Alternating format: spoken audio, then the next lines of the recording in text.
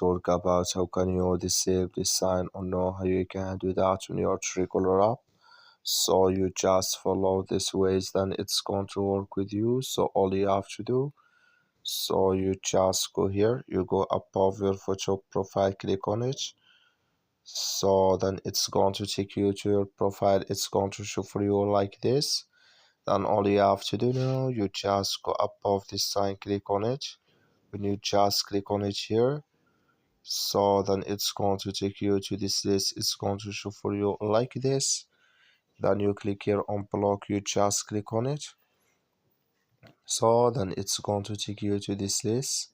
It's going to show for you like this. Then you go down here, come here to notification for blocked messages, clicking this sign or this color, like you see. Then you click here on turn off, like you see color, it's gone, that's mean it's on off with us now. That's all you have to do. Thank you for watching. Don't forget to support us by liking and subscribe.